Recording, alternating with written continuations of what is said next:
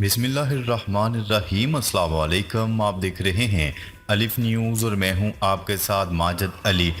شامل کرتے ہیں پاکستان اور دنیا بھر سے one line headlines. Gaza کو 3 حصوں میں تقسیم کر کے شمالی حصہ اسرائیل میں شامل کرنے کا منصوبہ۔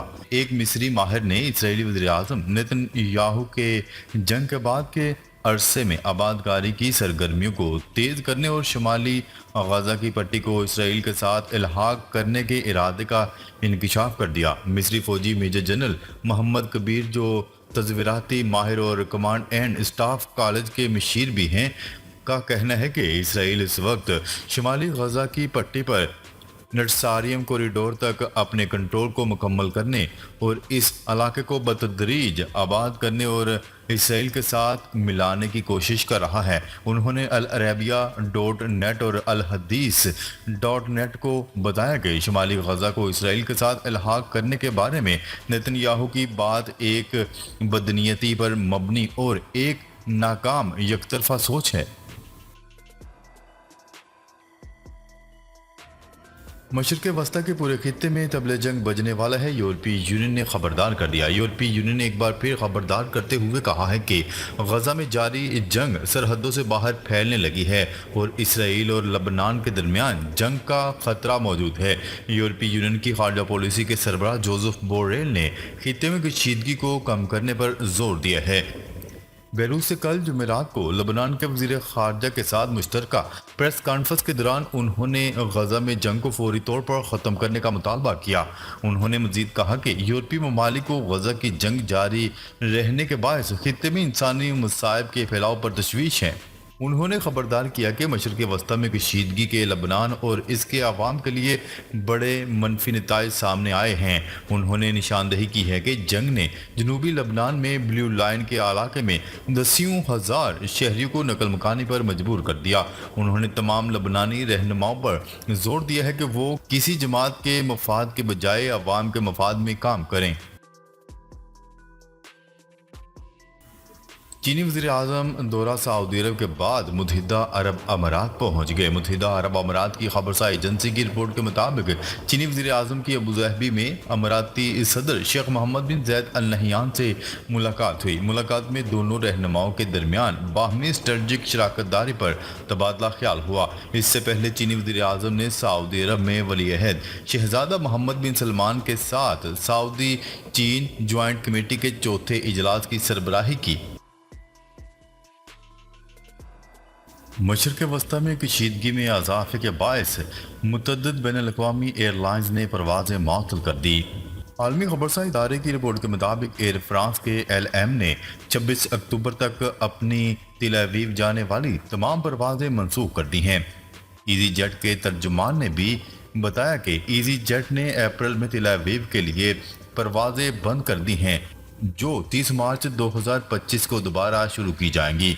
لفتھانسا نے بھی 5 ستمبر کو تل اویو کے لیے پروازیں دوبارہ شروع کیں، جبکہ بیروت کے لیے پروازیں 30 ستمبر تک معطل رہیں گی۔ حماس امریکی پیشکش پر فوری جنگ بندی کے لیے رضامند۔ فلسطینی مزاحمتی گروپ حماس کا کہنا ہے کہ غزہ میں جنگ بندی کے لیے ہونے والے مذاکرات کے نتیجے میں نئی شرائط کے بغیر فوری جنگ بندی کے لیے رضامند ہیں۔ غیر ملکی ذرائع ابلاغ کے مطابق حماس نے کہا ہے کہ امریکہ کی جانب سے تجویز کیے گئے پچھلے پرپوزل کے تحت کسی بھی نئی شرائط کے بغیر غزہ میں فوری جنگ بندی کے لیے راضی ہیں۔ بیان کے مطابق حماس کی جانب سے مذاکراتی ٹیم کے سربراہ خلیل الحیہ نے دوحہ میں قطر کے وزیر اعظم سمیت دیگر ثالثوں سے ملاقات میں غزہ میں جنگ بندی معاہدے سے متعلق پیش رفت پر تبادلہ خیال کیا اور جنگ بندی کے لیے اپنی رضامندی سے متعلق بتایا۔ ایران کے جوہری پروگرام سے امریکہ اور یورپ پہلے ہی خائف ہیں اور اب یورپی یونین نے خدشہ ظاہر کیا ہے کہ تہران 4 جوہری ہتھیار تیار کر سکتا ہے۔ غیر ملکی خبرساز ادارے کی رپورٹ کے مطابق ایٹمی توانائی ایجنسی کے بورڈ آف گورنر کے اجلاس میں یورپی یونین نے ایرانی جوہری پروگرام کی توسیع پر اپنی گہری تشویش کا اظہار کرتے ہوئے خدشہ ظاہر کیا ہے کہ تہران 4 جوہری ہتھیار بنا سکتا ہے۔ 3 یورپی ممالک فرانس، جرمنی اور برطانیہ نے ایک مشترکہ بیان میں ایرانی جوہری پروگرام کی سرگرمیوں میں مسلسل توسیع پر اپنی تشویش کا اظہار کیا اور کہا کہ تہران جوہری معاہدے کے تحت اپنی ذمہ داریوں سے نمایاں طور پر ہٹ گیا ہے۔ پارٹی تیار رہے، جلد سڑکوں پر آنے کا اعلان کریں گے، عمران خان نے خبردار کر دیا۔ بانی P T I Imran Khan کا کہنا ہے کہ پوری پارٹی تیار ہے، جلد سڑکوں پر آنے کا اعلان کریں گے۔ پوری قوم سے کہتا ہوں، آزادی بچانے کے لیے اسٹریٹ موومنٹ کے لیے نکلنا ہوگا۔ ہماری تحریک جمہوریت کے لیے جہاد ہے۔ اڈیالہ جیل سے صحافیوں سے گفتگو کرتے ہوئے انہوں نے کہا کہ اسپیشل جج ہمایوں دلاور کی وجہ سے میں اور بشرا بی بی آج بھی جیل میں ہیں۔ غزہ میں اسرائیلی فورسز کے تازہ حملوں میں مزید 64 فلسطینی شہید۔ اسرائیلی فورسز کی غزہ میں کارروائیاں جاری ہیں۔ تازہ حملوں میں مزید 64 فلسطینی شہید جبکہ 100 سے زائد زخمی ہو گئے۔ 18 فلسطینی خواتین اور بچے نصیرات پناہ گزین کیمپ میں اسرائیلی حملے میں شہید ہوئے۔ 7 اکتوبر سے جاری اسرائیلی بربریت میں اب تک غزہ میں 41,000 سے زائد فلسطینی شہید اور 95,000 کے قریب فلسطینی زخمی ہو چکے ہیں۔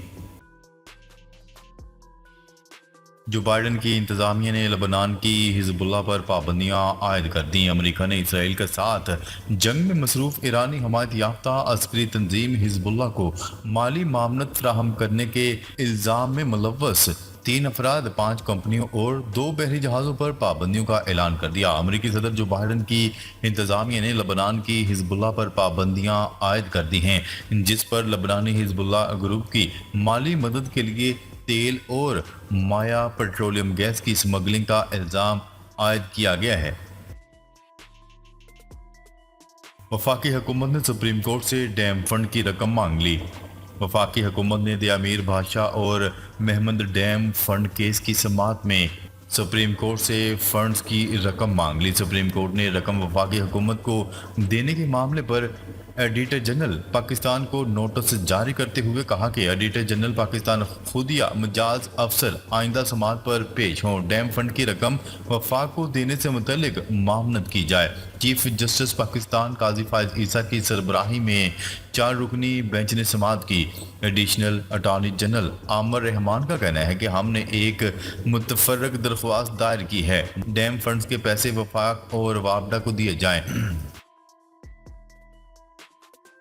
عمران خان کا ملٹری ٹرائل ہوگا یا نہیں؟ اسلام آباد ہائی کورٹ نے حکومت سے جواب مانگ لیا۔